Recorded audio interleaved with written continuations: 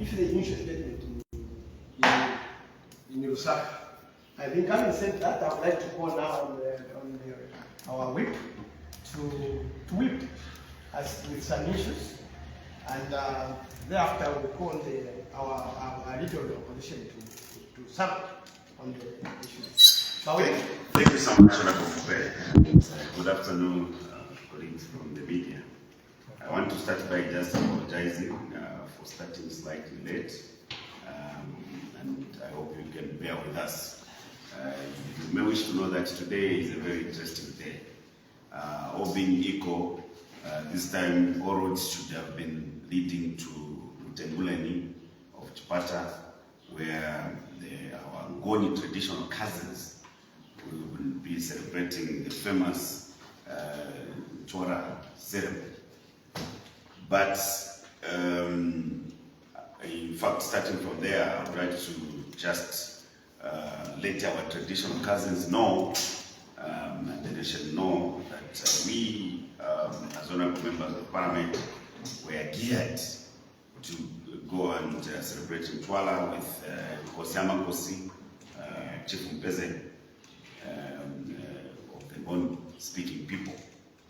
But as you must be aware by now, our leader, President Hon Kampyongo, who was initially supposed to be part of the celebrations, following the advance party that went to go and make arrangements, the Secretary General of the Party of the Front and the Elections Chairman, Mr. Chanam had gone to make arrangements. But as you have heard, that the presence of our leader was not welcomed by those organizing the event, and we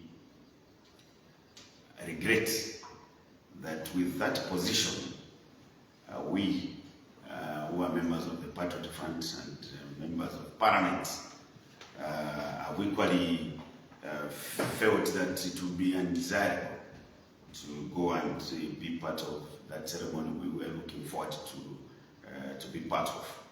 And we hope that this could be a lesson, because ceremonies such as Mtwala are supposed to bring a diverse of people, and it's not a place for politics really, but it could have been a ceremony to unite people. And so to hear certain terms that were used, we felt that we couldn't defy our leaders. We also needed to be with the leaders in solidarity with the party. And so that also goes for the Vice President, who could have been also in Eastern Province, our Vice President, Honorable Binda, and other senior leaders. So that's those of our colleagues who have traveled individually. We just have to understand that yes, some of you couldn't avoid not to be there, but collectively we are not going to be part of the ceremony this year. That said, I want to also just comment on one matter which has been a topical issue this week. And this issue came as a result of our former head of state making some comments on government policies. And I want to make it very clear that President Hon Kampyongo, like any other citizen, has got every right to comment on government policies. And so when he was making an evaluation of the so-called free education, it was within his rights. And all he was saying is that the implementation of a free education policy must not be done at the expense of quality education, We all know that it's only now that we are building a few classroom blocks and buying desks from the CDF. So meaning, all those children that were enrolled at the inception must have been sitting on the floor. How then were our children going to have quality education in that fashion? The teachers have only been recruited last year. So meaning, the number of teachers that were available at the time they started implementing this policy were few. So, let's follow when people are making comments. President Lungu can't be against the free education policy himself, because under his administration, you saw the reduction of school user fees from 600 kwacha to 150 kwacha. Under him, under his administration, primary school was made free. And so when people are lamenting, let's be sincere, and let's not just express hate for our former leaders or current leaders. How do President Lungu be against education when under his administration 110 secondary schools were constructed? I'm saying 110 secondary schools. Not these classroom blocks we are all building, 1 by 2 and 1 by 3 under CDF. Those were serious projects funded by the state from the state treasury. It was under President Lungu's administration when the number of technical secondary schools were increased by converting 15 more, when we have just 2 technical schools, as it were. So, I think people must learn to appreciate criticism and positive criticism.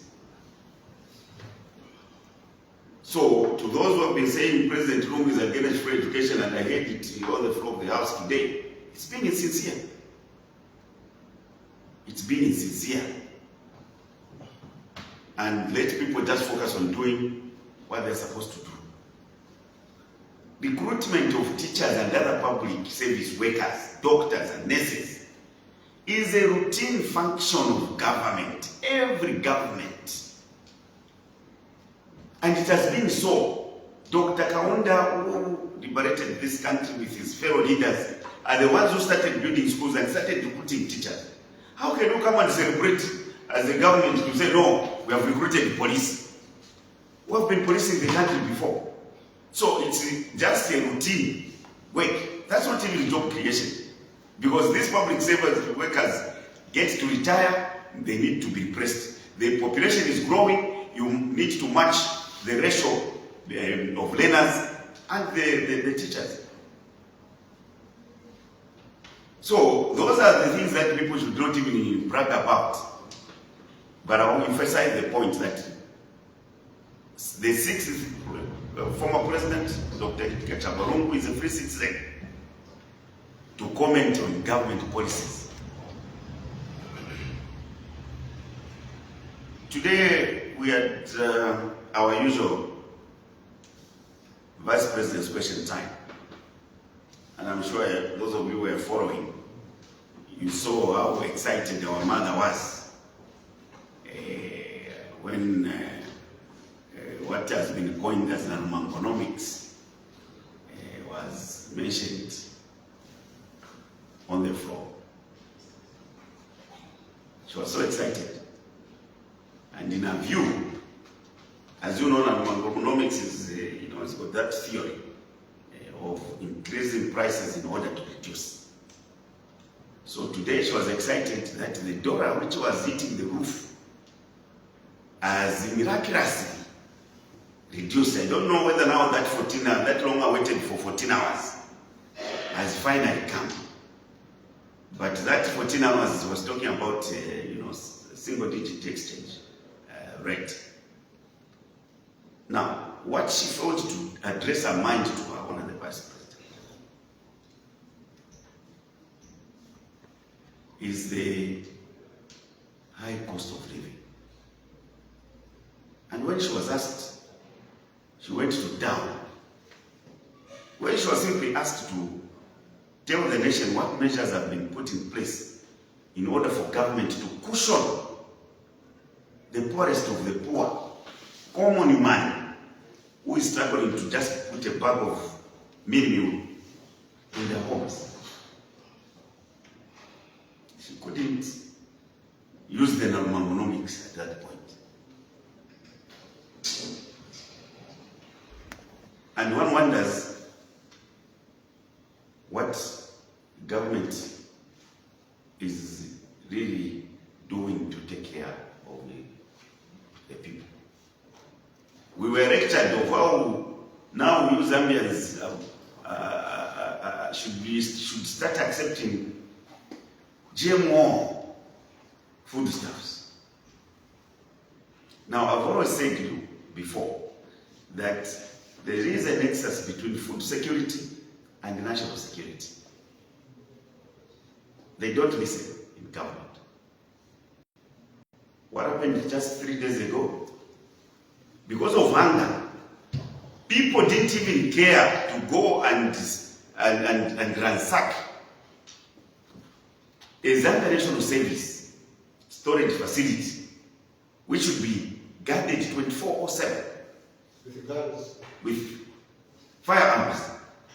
People went and ransacked and stole. Now that should show you the level of what hunger can do.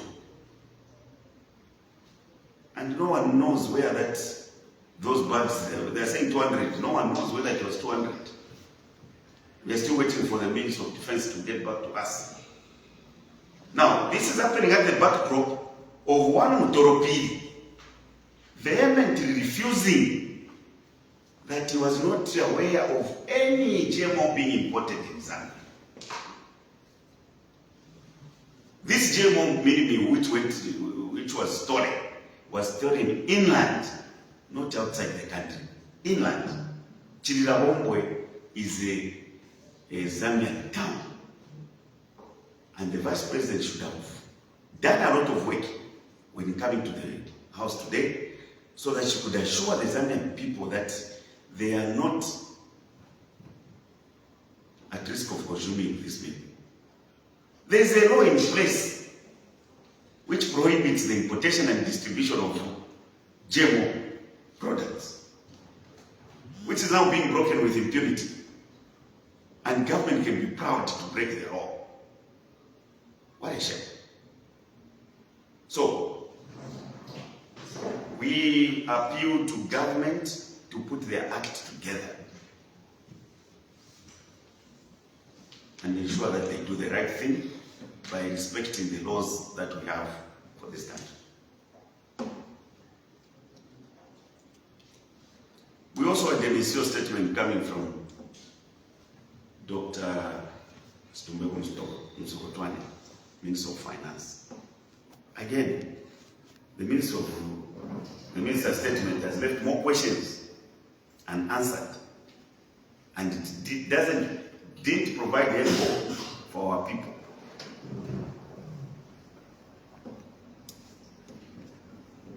He was busy talking about the tax measures that were put in place by his predecessors in the mining sector. And he thinks he's the only genius we have. We all remember that the government was part of before, which was the movement for one-party democracy, under President Manawasa, with Mr. Magani. Windfall tax was introduced in the mining sector to try and ensure that there was enough revenue that was being collected from the natural capital, the mineral resources of our country. And that saw the Treasury receiving not less than $600 million in 2008 or thereabout. When President Manawasa died and Mr. Magando was removed, as if he was not part of MMT. Because today he was trying to give, vague reasons that we are in PF were in panic mode when we had mineral royalty tax introduced. He was part of MMT. And he was part of the technocrats that prepared the mechanisms that saw the government introduce windfall tax. He threw away. He's back again. And he's bragging. He was even insinuating that no, some of the mining investors left the country because the environment was not conducive. That's not correct. We all know why certain investors why the government had to part company with some of the investors like those at KCM. The same insincerity exhibited is what they are exhibiting up to now. That's why operations can't even start. And God knows when the operations are going to start. If you go and spoke to the ordinary citizens of Chingola, even an ordinary person on the street, they will tell you that they are disappointed with this government. Because even this government was also saying they were not going to entertain the investor who was at KCM to come back. But we don't know what has changed under the table for that investor today to become their preference. So, we know that he can brag about abolishing the mineral royalty tax, which was non-deductible and with profit sharing mechanism. But he should know that just as the Bank of Zambia are lamenting that they need government to do something because the monetary measures they're putting in place to try and strengthen the kwacha against convertible currencies are temporal. And that's why we salute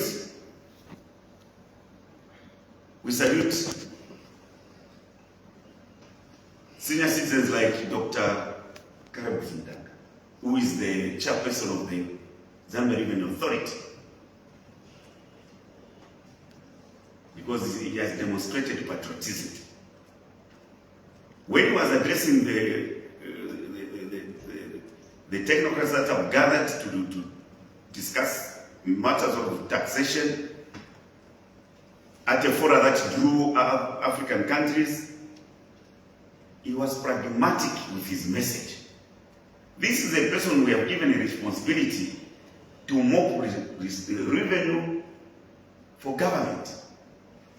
And as he was telling African states to wake up.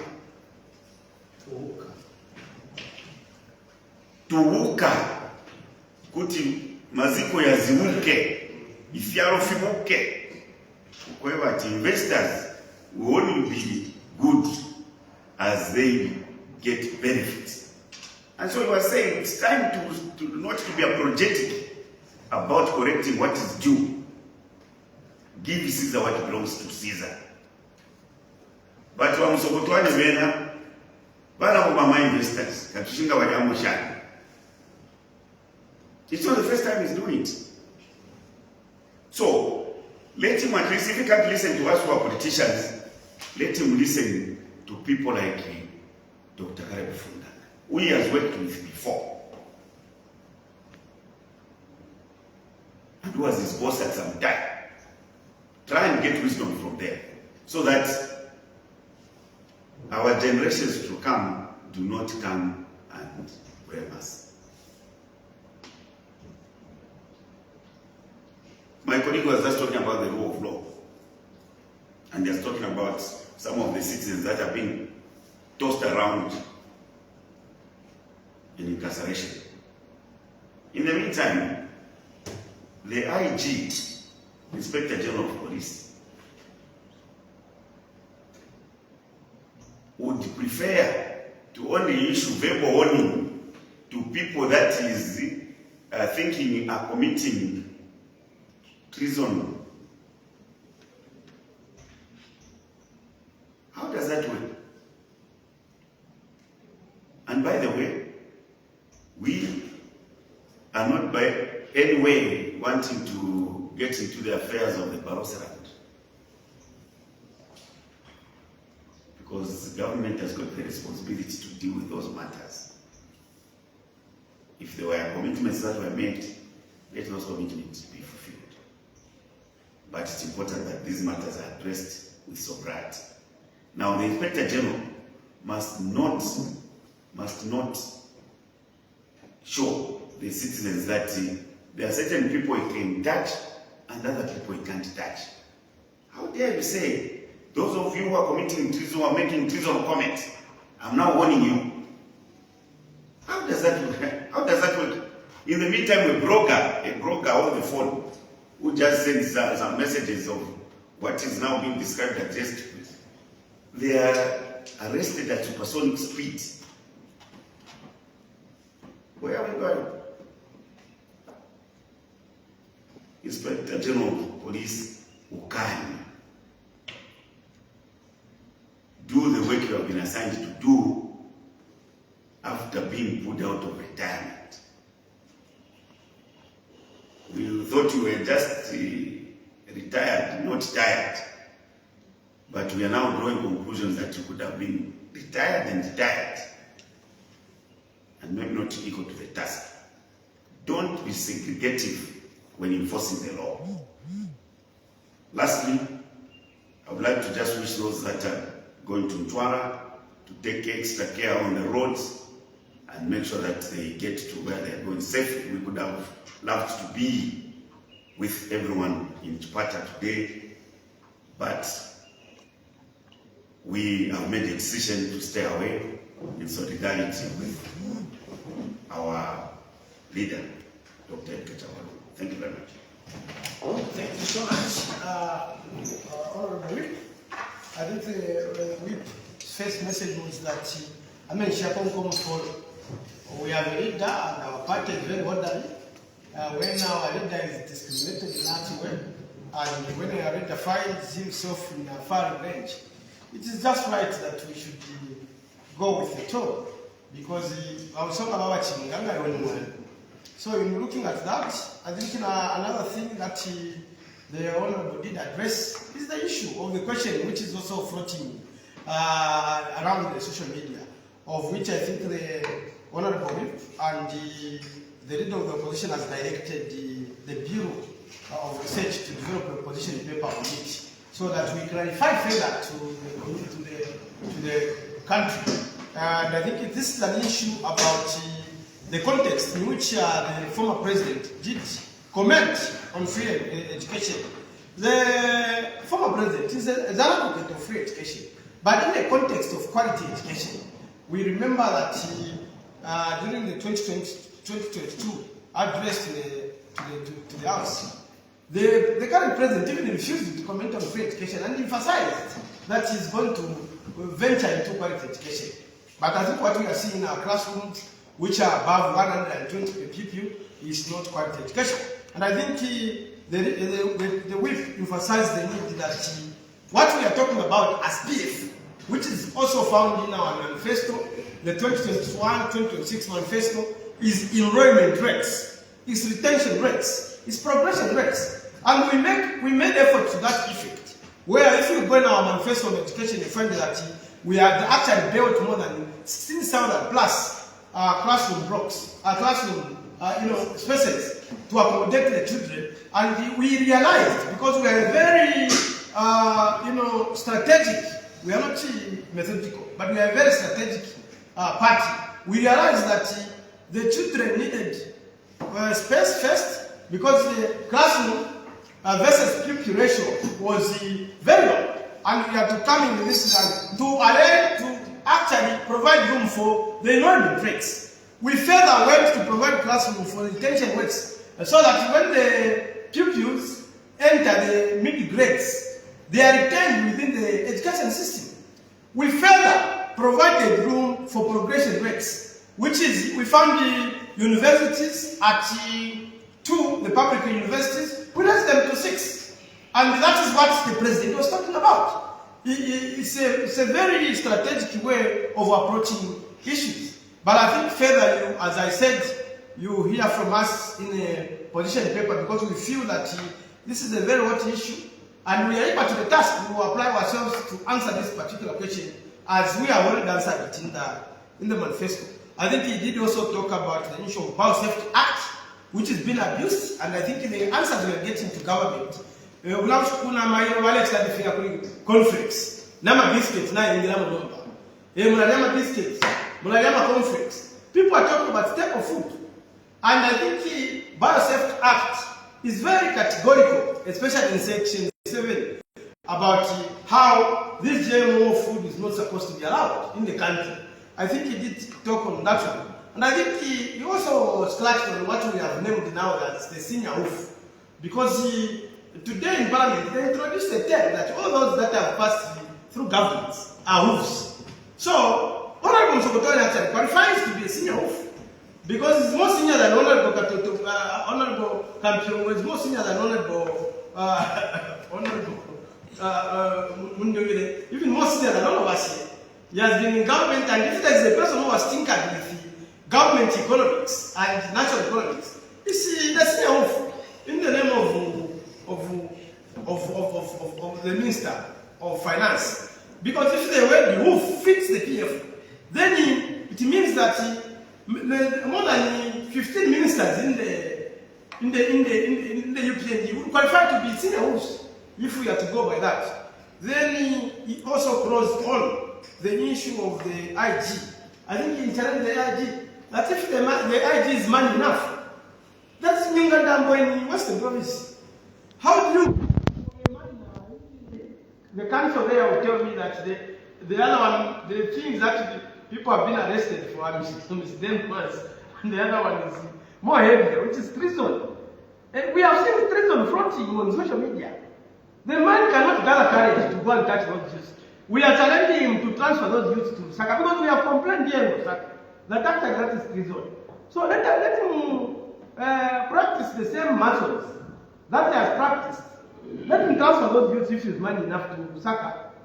And whether you will enter, because they are even clearance of passports now are vague, whether we will be allowed to enter there. So I think the IG this afternoon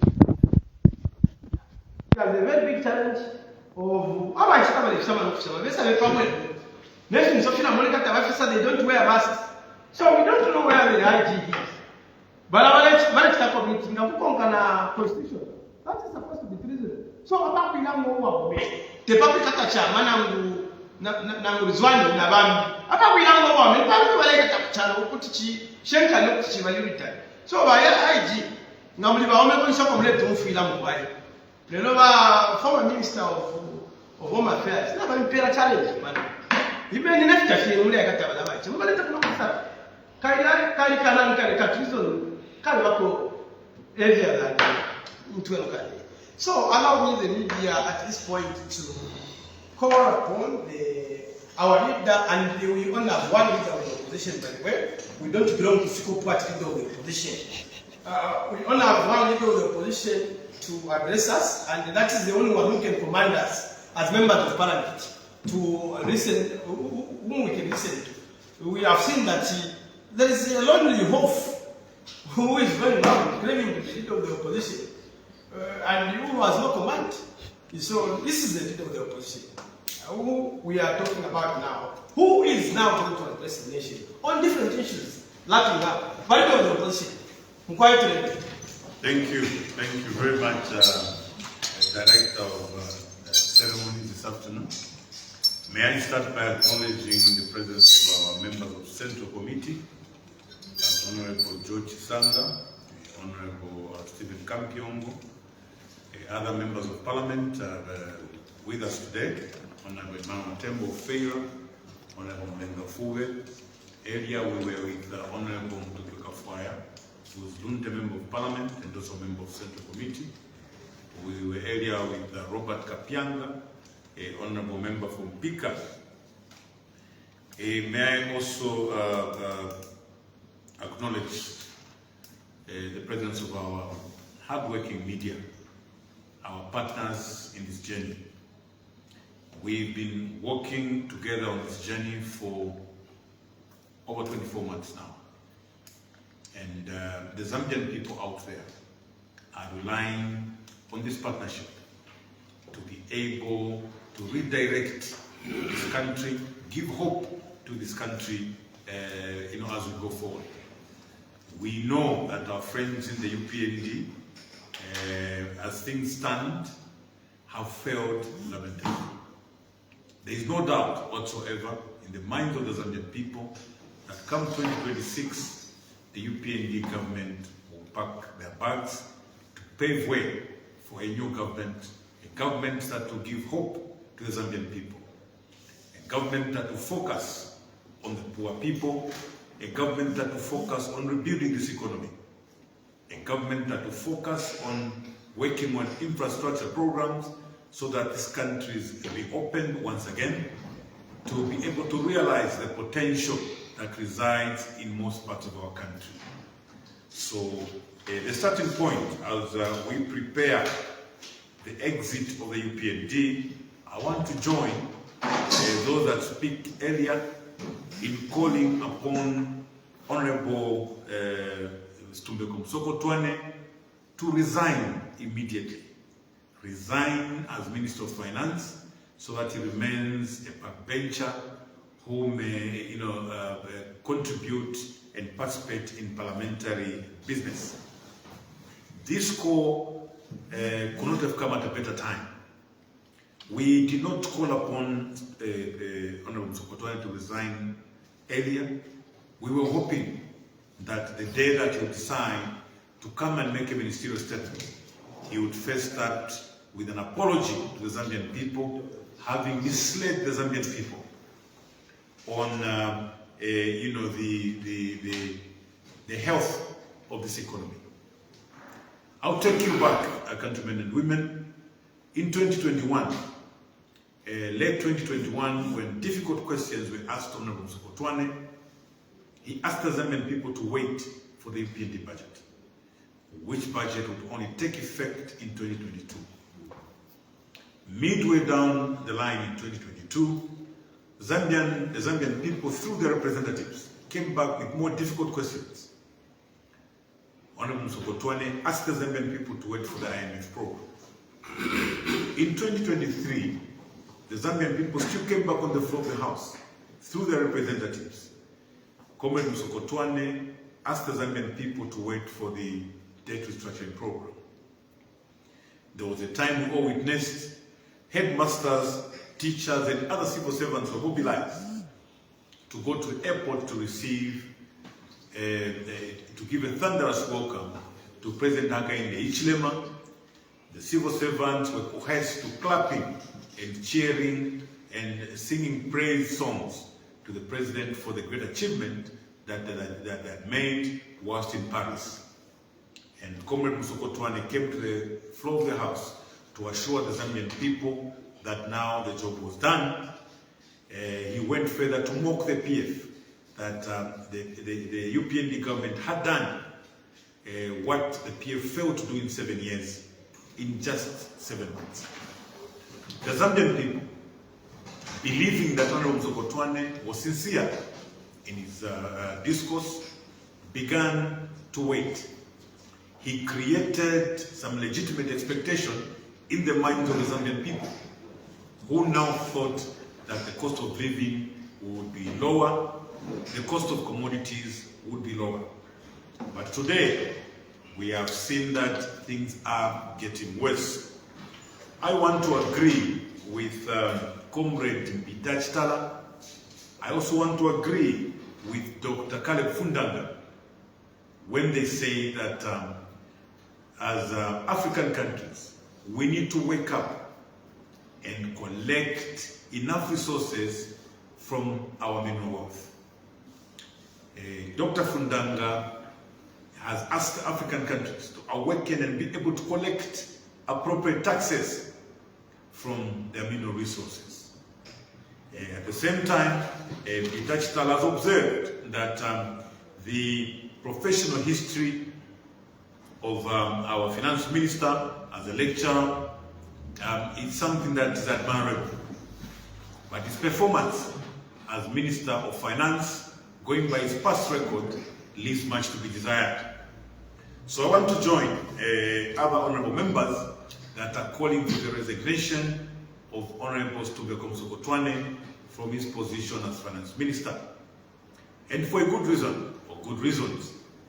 Comrade Msokotwane will, for some reason or the other, will not be able to collect appropriate taxes from the mining houses. Honorable Msokotwane is ready to go to any length to protect the mining houses at the expense of the starving Zambians.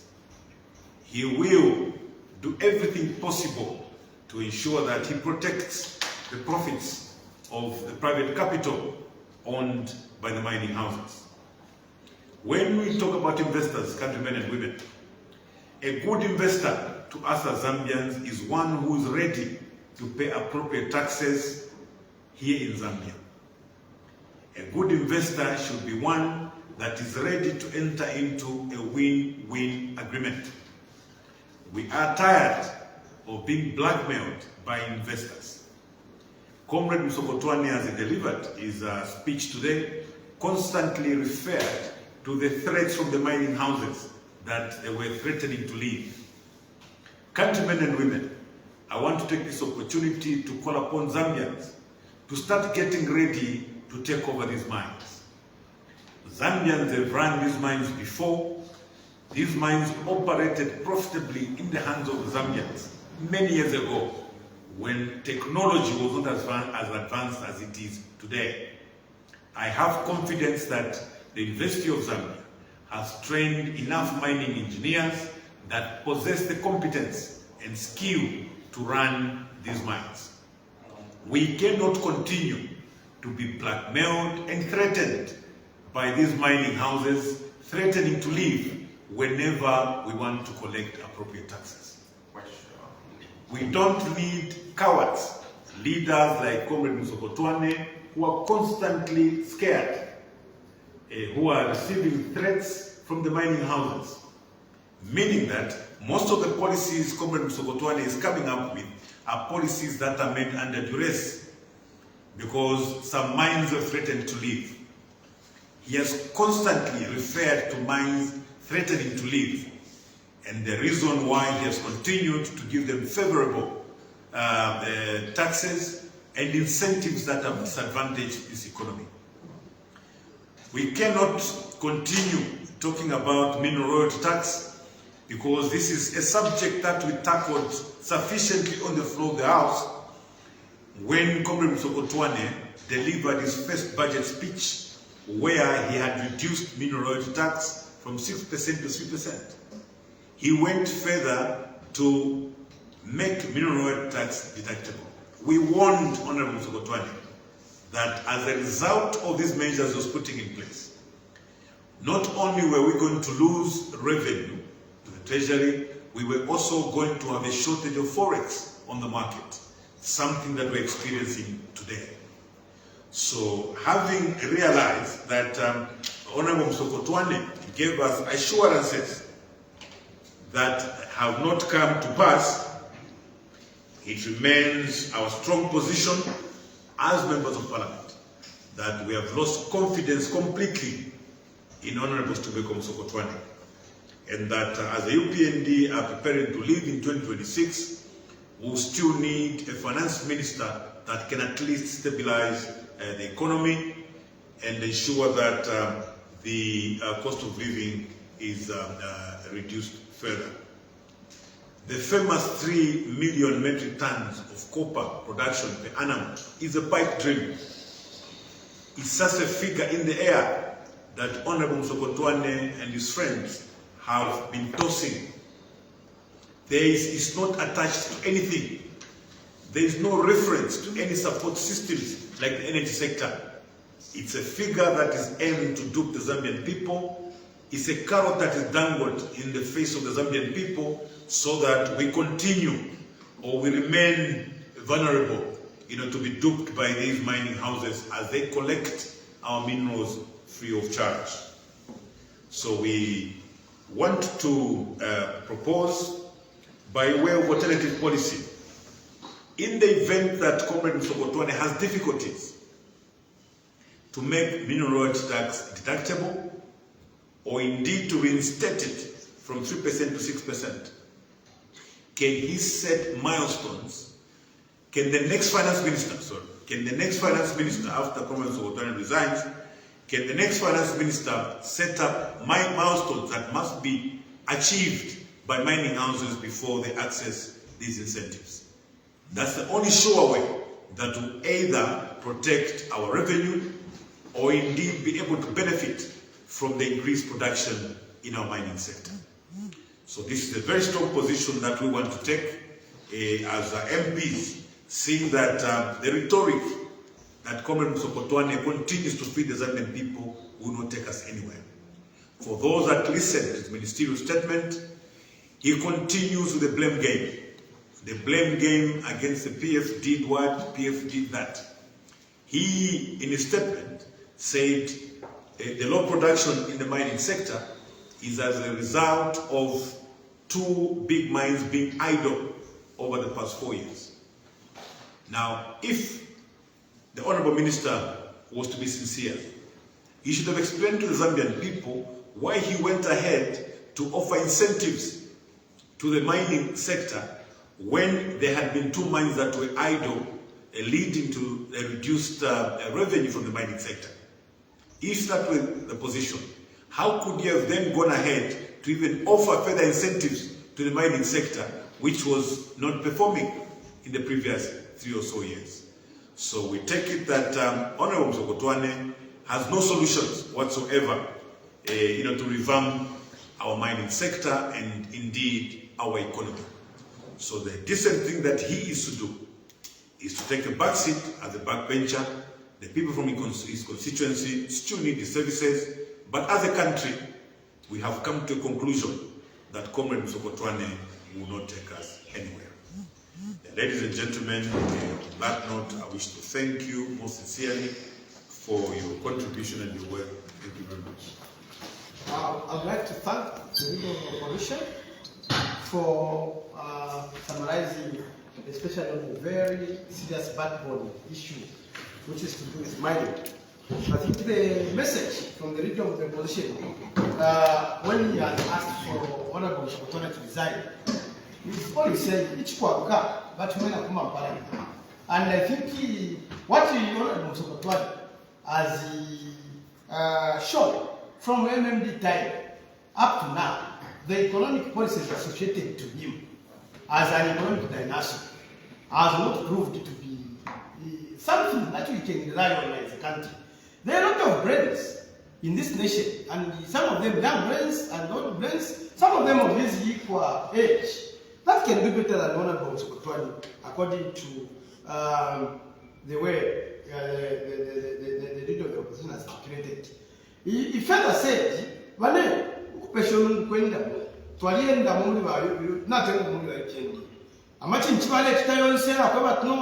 and rescue.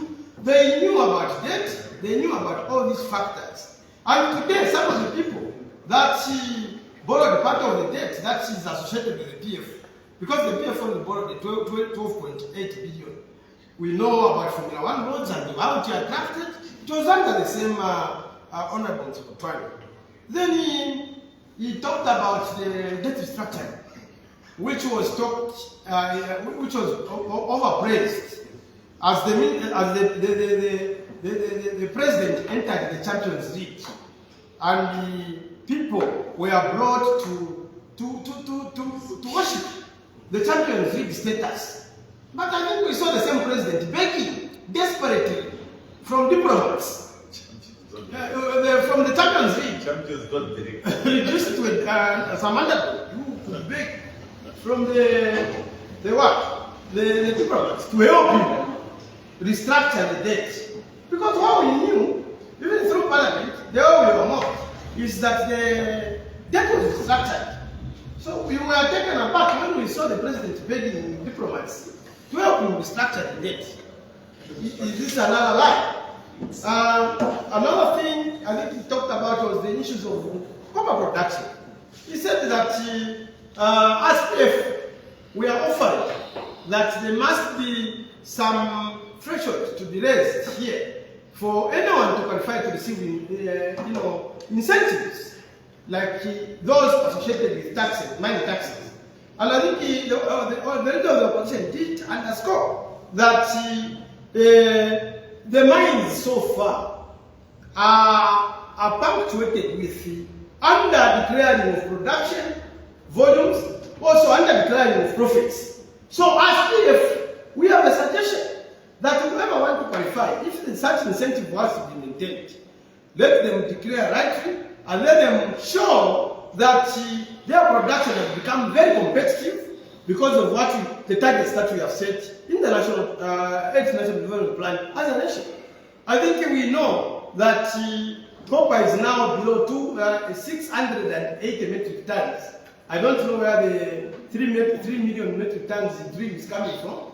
And we all know from government statistics that traditional exports are fallen by 14.8%. And the major traditional export is copper, which accounts for 71% of the traditional exports. So given that scenario, we now have a paper. When they are showing you a lemon and they want to convince you it's a watermelon, na msaji chai kusana.